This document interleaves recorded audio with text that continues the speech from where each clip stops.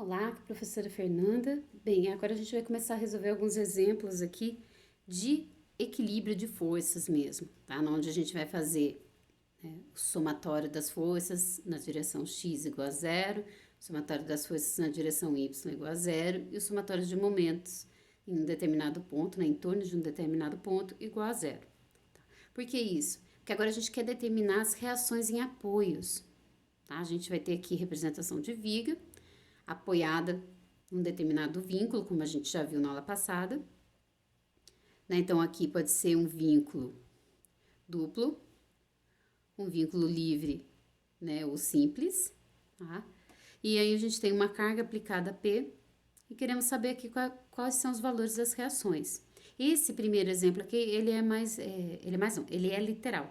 A gente não vai entrar com valores numéricos, tá? Vai ficar tudo em função dessas variáveis aqui, da distância A, distância B e peso P. Tá? Aqui é para lembrar quais são as direções positivas que a gente vai adotar. Né? Então, essa direção da esquerda para a direita, positiva, de baixo para cima, positiva, tá? E horário, né? Momento horário, positivo. Tá? Isso aqui é importante para o equilíbrio de forças, então o sinal aqui importa. Tá? Não posso esquecer do sinal na hora de fazer né, esse cálculo aqui. Então, o que vai acontecer? Nós vimos que quando a gente tem um vínculo do tipo livre, né, eu vou ter uma única reação. Por quê? Na direção que é paralela à base de apoio, né, o meu elemento aqui, minha viga, ela tem liberdade de movimento. Mas na direção normal à base de apoio, eu não tenho essa liberdade de movimento. Então, aqui eu vou ter uma reação em B, nessa direção aqui, na vertical. Para cima, porque o meu peso P está atuando para baixo.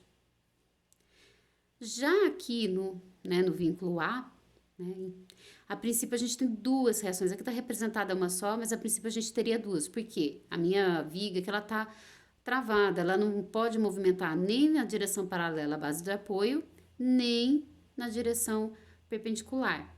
Então, a gente teria aqui, vou até colocar para ficar bem certinho o nosso exercício, uma terceira reação aqui, por exemplo, nessa direção.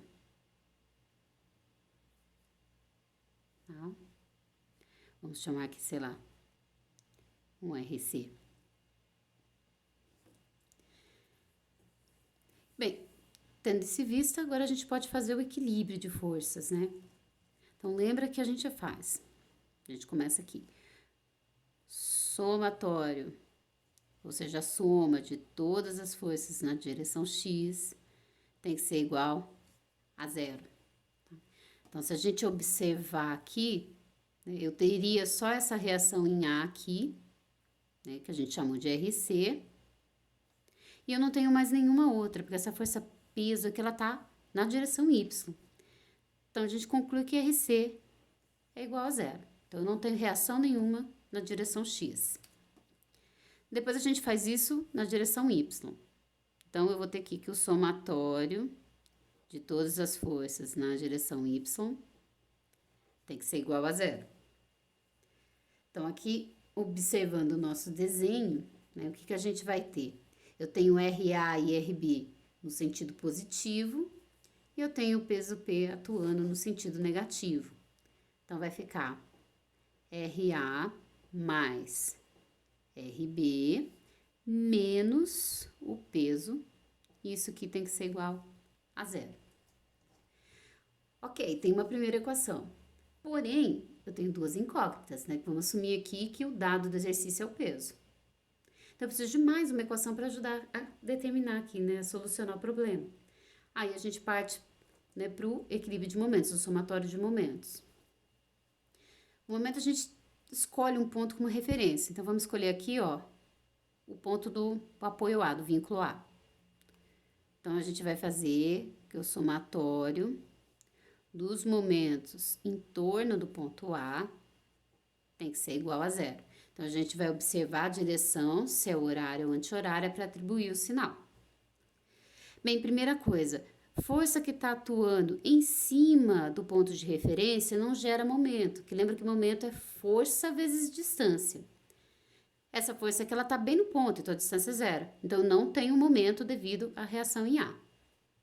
Depois a gente vem aqui, ó, pro peso P. Tá? Então, como ele tá a uma certa distância do ponto A aqui, do apoio A, eu vou ter um momento. E que direção que vai ser esse momento? Ó, o peso P vai empurrar a barra, ela vai tender a girar nesse sentido aqui, ó, no sentido horário. Né? Então, vai ser positivo, né? Então, esse momento aqui vai ficar o peso P, ó, a força, vezes a distância dele até o ponto de referência, que é A, que é o Azinho. E depois, quando a gente vai para a reação em B, ó, ela também está distante do ponto A, que é a referência nossa. Então, vai ter um momento aqui associado também, tá? Só que agora a reação B tá para cima, então ela vai tender a empurrar a barra para cima e fazer a barra movimentar nesse sentido aqui, ó, anti-horário. E anti-horário para a gente vai ser negativo. Então, a gente vai ter menos, aí o momento aqui em B vai ser a reação em B, vezes a distância daqui até o ponto A. Então, a distância do apoio B até o A é o Bzinho mais o Azinho. Então, a gente tem A mais B aqui. E isso tudo aqui tem que ser igual a zero. Então, agora com essas duas equações, a gente consegue determinar a solução do problema, né? A gente consegue saber os valores dessas duas reações aqui. Então, se a gente começar por aqui, que lembra, a gente está assumindo que P, Azinho e Bzinho a gente conhece. Tá? Então, os únicos que a gente não conhece são a reação em A e a reação em B. Então, aqui, ó, vou isolar a reação em B, tá? Então, primeira coisa, eu vou passar ele para cá para ficar positivo. Então, a gente tem aqui que o peso vezes Azinho vai ser igual a RB, ó, troquei de lado, muda o sinal. Vezes a distância que é A mais Bzinho. Agora, eu vou pegar esse valor e passar para cá, dividindo, tá? Porque ele tá, isso tudo tá multiplicando o RB, então eu vou trocar ele do lado da igualdade, então inverte a operação, então ele vem para cá dividindo. Então, a gente vai ficar que RB vai ser igual ao peso vezes a distância Azinho, dividido pela soma do Azinho mais o Bzinho. Então, a nossa reação em B, né, tem essa intensidade, o peso vezes a distância A dividido pela soma das distâncias A e B. Então, esse aqui é o nosso primeiro cálculo aqui, né? Determinamos a nossa primeira reação. Agora, a gente vai pegar esse resultado e inserir nessa equação, né, do equilíbrio de forças em Y, para a gente determinar o RA.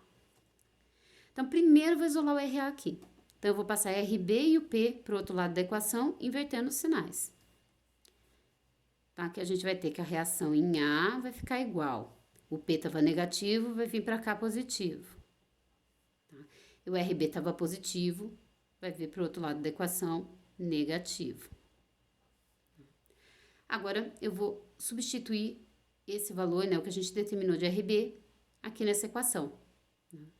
Então, aqui a gente vai ficar o peso menos esse valor aqui, que é o peso vezes Azinho, dividido pela soma de Azinho mais Bzinho. Se a gente quiser, tá, a gente pode colocar aqui o peso em evidência, tá? Só para ficar mais compacto, tá? Porque tanto esse termo quanto esse termo tem o P. Então, se a gente faz isso, a nossa reação em A ficaria o peso P multiplicando 1 menos a distância Azinho dividido pela soma de Azinho mais B. Então, essa aqui seria, né, o valor, entre aspas, da nossa reação em A. Aqui é simples de fazer, tá tranquilo. Se eu tivesse números associados aqui, era só substituir, a gente teria um valor numérico. Tá? Então, o que a gente sempre tem que prestar atenção é o tipo de vínculo, para a gente saber as reações que vão aparecer. Né? E as direções das forças, para a gente atribuir os sinais. Para aí, então, a gente montar as equações de equilíbrio, certo? Então, esse é um primeiro exemplo para a gente começar mais tranquilinho, né? Espero que vocês tenham entendido e qualquer coisa, me chamem no chat.